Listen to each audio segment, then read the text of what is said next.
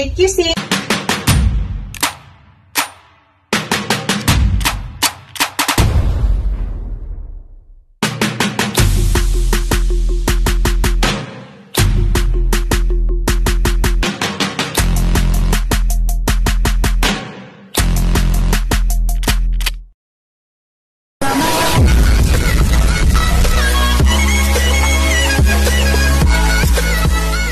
Guys, today's video guys ay magluluto ako ng chicken barbecue using dapan lang guys. Yan, hindi na tayo gagamit ng uling.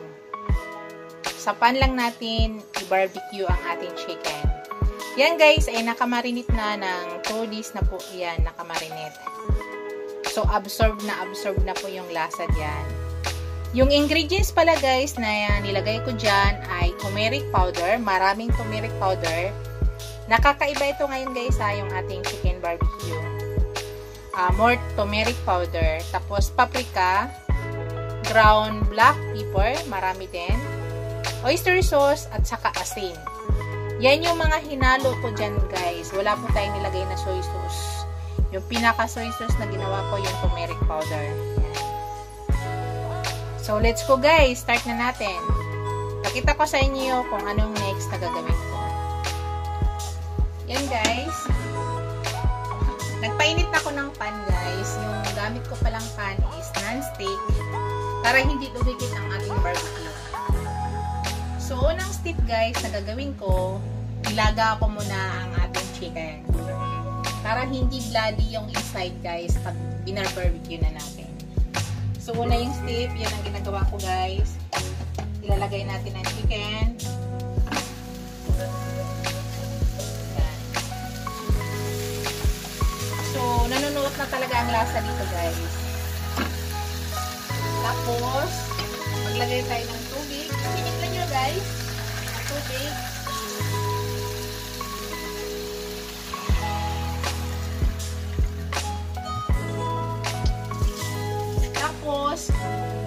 Pag kumulo siya guys, gamitan nyo lang ng medium heat para hindi siya unti-unti siyang lumambot yung chicken.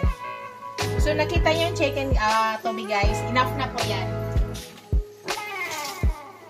Yan, pag kumulo guys, tatakpan lang po natin yan.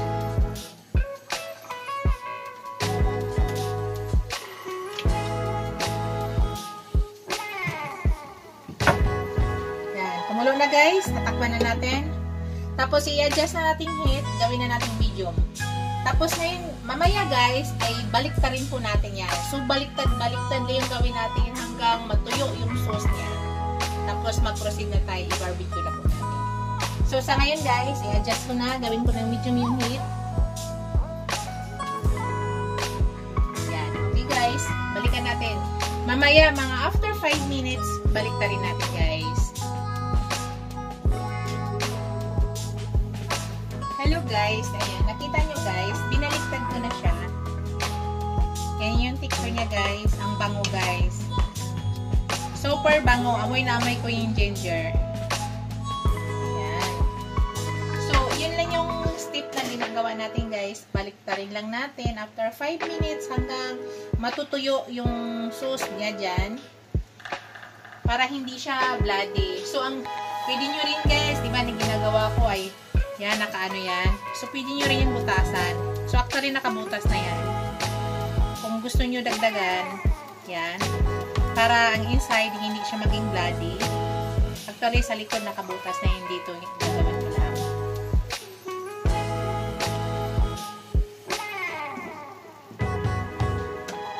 Yan.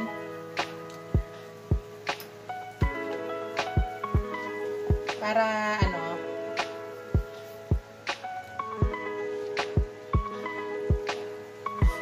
para hindi bloody, pumasok sa loob yung ating So, takpan ko ulit guys. Tapos mamaya, mga 5 minutes ulit, balik na rin ulit natin. Hello guys, ayan. Naka 20 minutes na tayo guys. Check natin. Yan na yung nangyari. So, balik na rin ulit natin. Medium lang ang gamit nating apoy guys ha. So, bloody pa, medyo bloody pa yung inside. So, kulang pa. Ganyan talaga pag chicken guys ay medyo matagal. Kasi ayaw natin maging bloody. So, hintayin ulit natin guys. Actually, kaunti na lang yung sauce niya guys. So, siguro mga 15 minutes pa to guys. Balikan natin mga 15 minutes guys. Tapat din natin.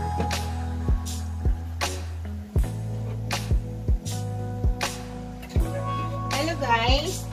I-check natin. Ayan guys. Okay na yan guys.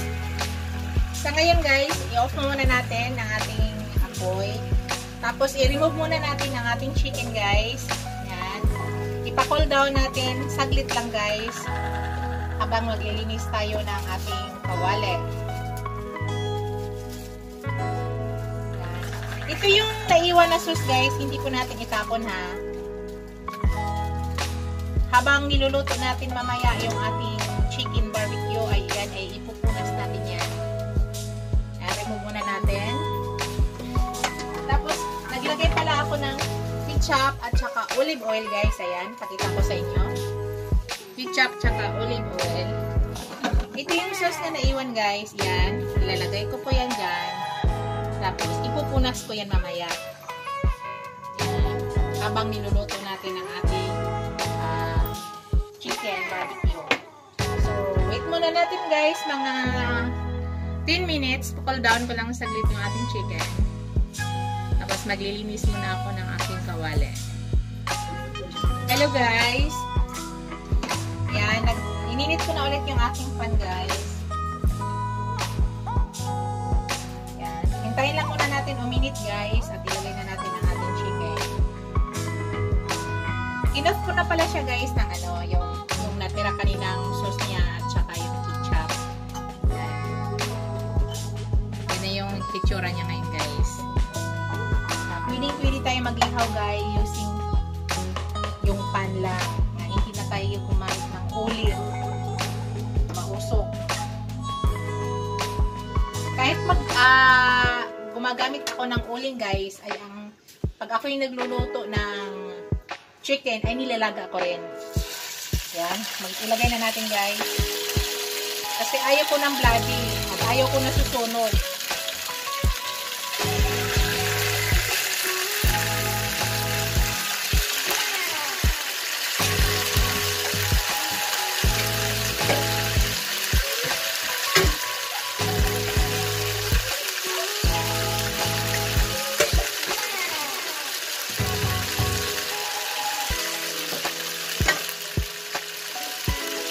Ang gamit natin guys ha, yung apoy natin ay medium lang. Huwag natin i-high para maiwasan natin masusunog. At huwag din natin pahinaan talaga kasi para maluto yung ating chicken. So, ngayon guys, yan.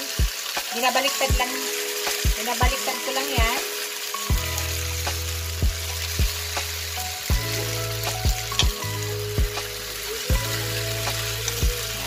Guys, luto na yung ating chicken. Kunting luto na lang yan. Yan. Tapos ngayon guys, yan. Ipukok ko ulit siya ng nilagyan ko ng kunting olive oil at saka yung sauce na natira at saka ketchup.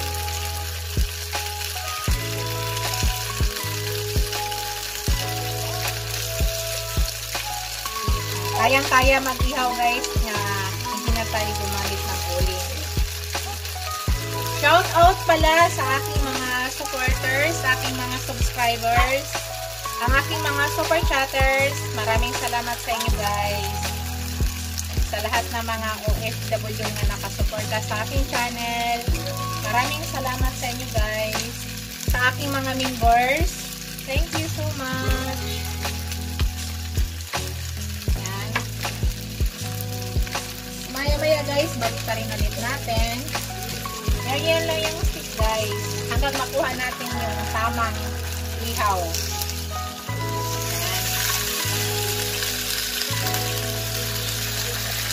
So, pag mag-ihaw kayo guys, yun lang. Ang gagamitin yung pan ay non-stick. Hindi tayo pwede mag-ihaw sa hindi non-stick kasi nga didikit ko yun. Kailangan ng non-stick pan ang gamitin natin. Yan. Cook ko ulit guys.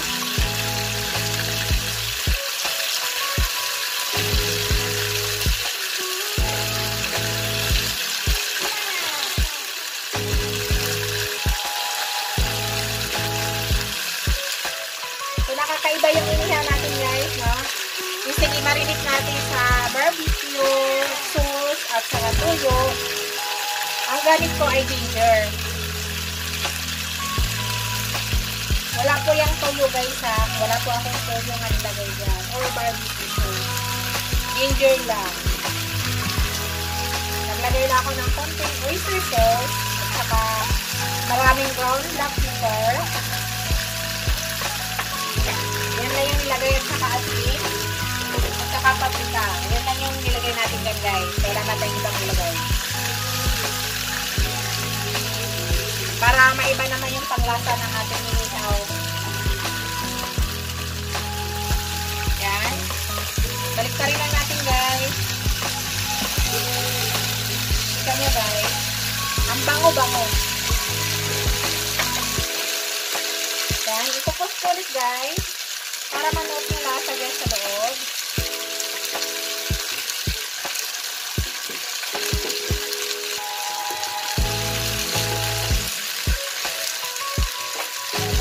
Napakasimple lang guys, napakadali.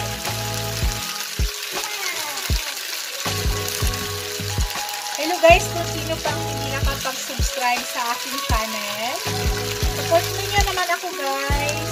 Paki-subscribe at pakapindot yung notification bell para updated kayo sa lahat ng new upload video ko. Maraming salamat. Balikan ulit natin guys. Kita nyo na guys. Ang sarap. So, maiwasan pa natin guys yung usok. At saka yung amoy ng natin inihaw. Amoy sunog. Ang ganda ng picture guys ha. Okay. Sige. So, wait lang natin yan guys. So, yan. So, nasulit natin.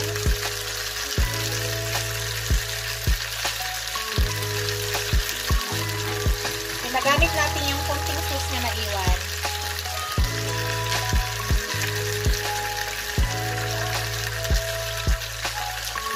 Pwede nyo rin ganihin guys para yung pinakadulo niya ay maihaw. So, itayo rin yun yung ganyan. Para yung pinakadulo ay naiihaw din.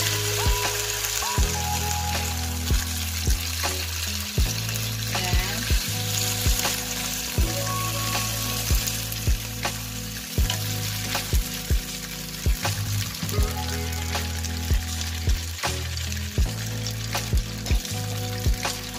Kita yung guys, nagkakata siya. Lumalabas yung sarili niya. Mantika.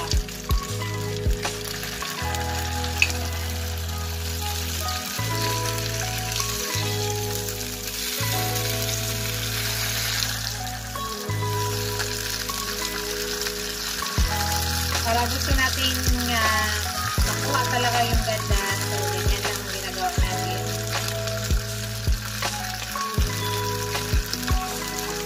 Take note guys ha, ulitin ko.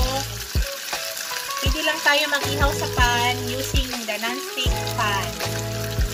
Hindi natin kaya mag-ihaw pag hindi non-stick kasi nga didikit po yung ating chicken.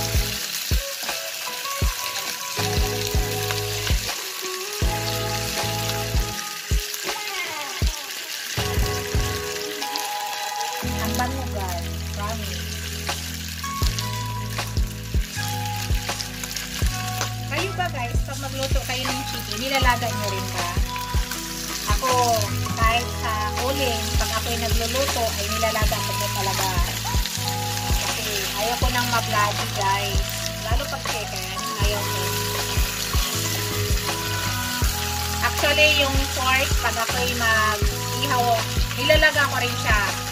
It depends yan kung manipis lang man yung pagkakat, manipis talaga, kung uling ang gamit ko, hindi ko na siya nilalaga.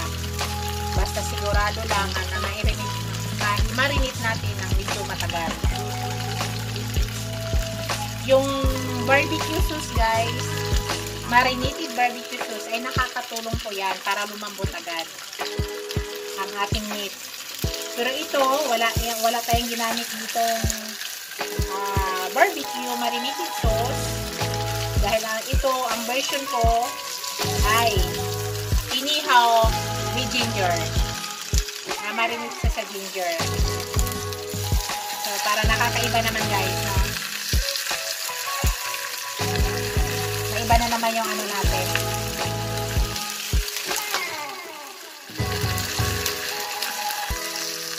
So, gusto ko maluto yung lahat na part. Maihaw yung lahat na part, kaya iniikot-ikot ko siya guys.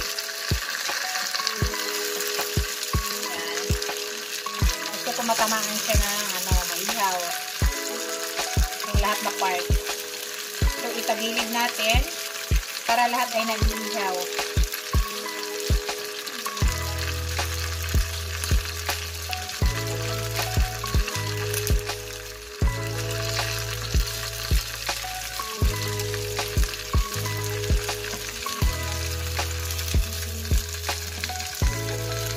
So, napakasarap na guys.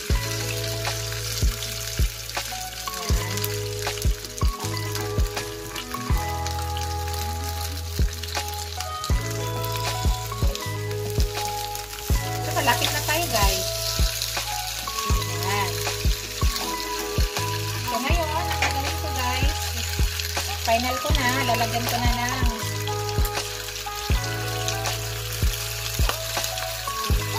para magkaroon ng didip ulit natin yung natira. Iubos na natin yan guys.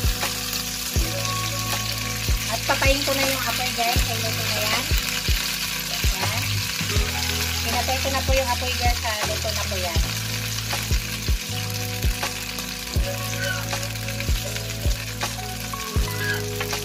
Yun na yung ating finished product guys. Hello guys, ito na ang ating finished product.